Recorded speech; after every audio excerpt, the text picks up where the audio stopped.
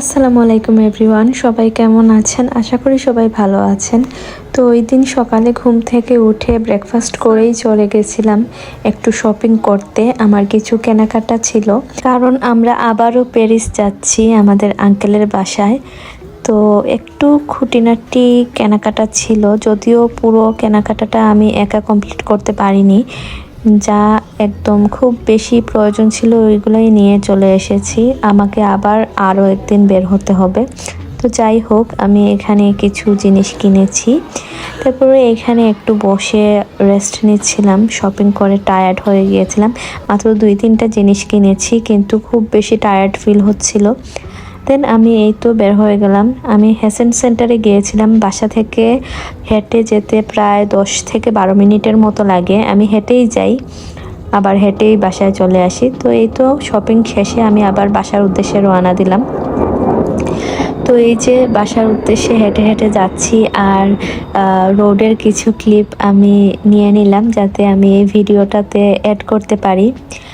আর এই ভিডিওটা আপনারা আজকে দেখতে পাচ্ছেন। আজকে হচ্ছে 24 তারিখ, আর আজকে এই ভিডিওটা আমি আপলোড করেছি।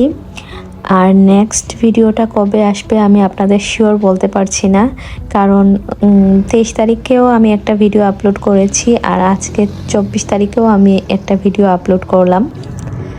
আর নেক্সট ভিডিওটা কবে দিতে পারবো আমি জানি না, তবে আমি আপনাদের কথা দিয়েছিলাম যে আমি প্রত্যেক উইকে একটা করে হলেও ডেইলি ভ্লগ আপনাদের সাথে শেয়ার করব।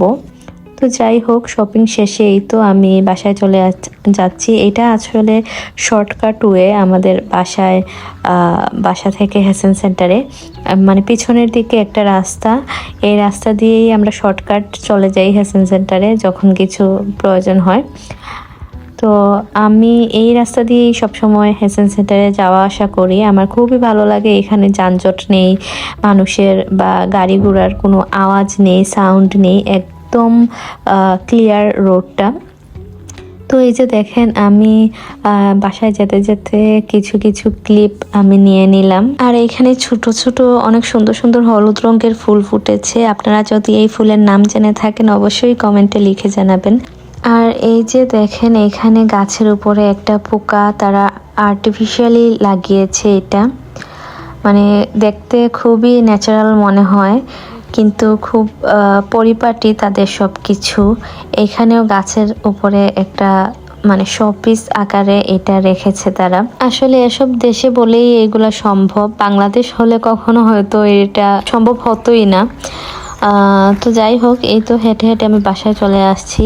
এইখান থেকে আমার বাসা আর 3 মিনিটের রাস্তা ছিল।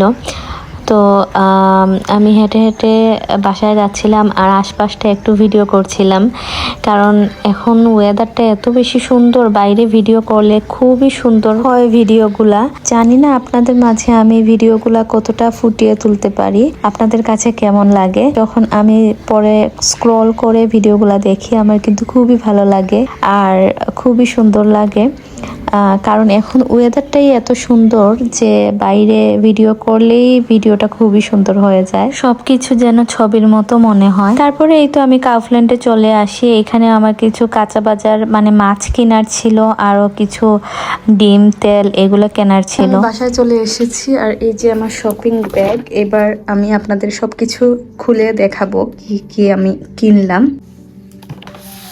তো এই যে আমার শপিং ব্যাগ, এবার একটা একটা করে আপনাদের দেখাবো আমি কি এনেছি। ফার্স্টে এখানে আছে একটা টি শার্ট। এই টি শার্টটা আমি অনলি 3 ইউরো দিয়ে কিনেছি। এই যে দেখেন, এটা সেলে দিয়েছিল, আর টি শার্টটা দেখেই আমার এত বেশি পছন্দ হয় আমি নিয়ে নিই। এই যে দেখেন, এটা একদম হোয়াইট কালারের মধ্যে, অ্যান্ড এখানে স্টোন ওয়ার্ক করা আছে। খুবই সিম্পল বাট গর্জিয়াসের মধ্যে একটা টি শার্ট, অ্যান্ড শুধুমাত্র 3 ইউরোতে দিয়ে দিয়েছে। ম্যাটেরিয়ালসও খুবই ভালো, তাই এটা আমি নিয়েই গেলাম। তারপর আছে একটা ফুস ডিও। এটা 2 in 1 একটা ডিও ছিল। এটা পায়ে এবং শুতে দুটোতেই স্প্রে করা যায়, এই সামারে এটা আসলে খুবই প্রয়োজন। অ্যান্ড তারপরে আছে একটা হেয়ার মাস্ক। এটা গ্লিসের একটা হেয়ার মাস্ক, এটা আমি ইউজ করি। তারপরে নিচ্ছি আমি 2টা গুলভার ফ্রিট। এই যে দেখেন, কারা কারা ডায়েটে বুলগার হুইট খাচ্ছেন অবশ্যই আমাকে কমেন্টে জানাবেন। এই ছিল আমার ডিএম এর শপিং। তারপরে আমি আবার কাউফল্যান্ডে গিয়েছিলাম, কিছু কাঁচা বাজার ছিল আমার, আর কিছু গ্রসারি আইটেম ছিল কেনার বাকি। তো ফার্স্টে গিয়ে আমার পছন্দের স্পিনাট রোলটা নিয়ে আসি, এটা অনেক বেশি মজা। এখানে ডিম, তেল, আর হচ্ছে এখানে দুইটা বড় বড় মাছ আছে। তো এই ছিল আমার আজকের শপিং প্লাস গ্রসারি শপিং সব কিছু। তো এই ভিডিওটা আমি এখানেই শেষ করব। দেখা হবে নেক্সট কোনো ভিডিওতে। সবাই ভালো থাকবেন, সুস্থ থাকবেন। আল্লাহ হাফিজ।